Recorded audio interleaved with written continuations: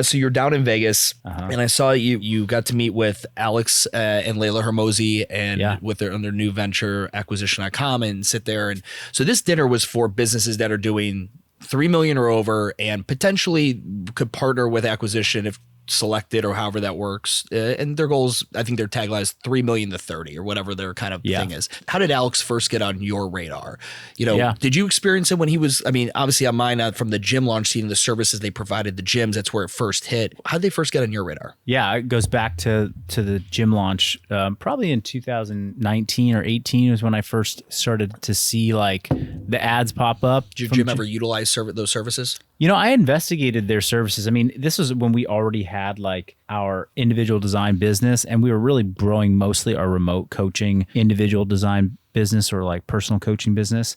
And I was curious. I was like, I wonder if something about the gym launch model could support what we're doing, both in like the in-person, but just generally like, grow our individual design gym, but also maybe add customers to our remote coaching business. And so I went through like their sales pipeline and ended up not pulling the trigger on it, because I was like, hey, I don't think this is going to really suit what we're doing, because we weren't the type of gym specifically that they were like, I guess, had been working with. Were you financially starving at that time? We were not financially starving. Then you were not the right gym for a gym launch model. That's exactly, again, I joke around that 6-week challenge. I don't like using the word praise, but their ideal customer is someone who is physically starving, emotionally, self-esteem starving. They want to lose that 20 pounds in 6 weeks. It's worth so much to them to do. Yeah. And it's just the inverse. The marketing is to the gym owner who's, I need $2,000 more, $20,000 more. I'm financially starving. And it's just very interesting when you look at the parallels of the two marketing plays there. Yeah, got it. Anyhow, so they came on the radar at that point, but it was actually really Ryan Fisher, who I've known for quite some time.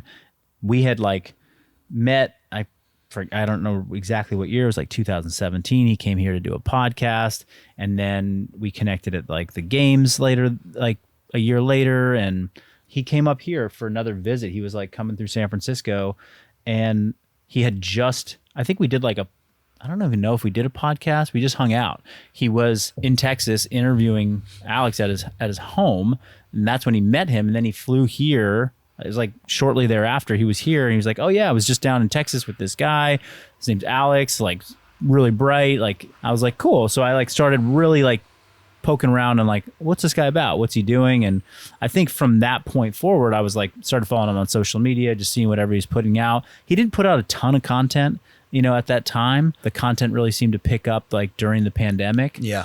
And I was just paying attention. And then when he really like launched the YouTube channel in like a bigger way to sort of start to provide like the free, sort of business content, business education, entrepreneurship content, I really was just like, oh, I'm super intrigued. And then really tracking that a lot. And then recognizing that Layla played this really big role in their companies, and that she had her own perspective and point of view, which I was like so pumped to like learn about and follow her content. So that was just how that kind of unfolded. Yeah.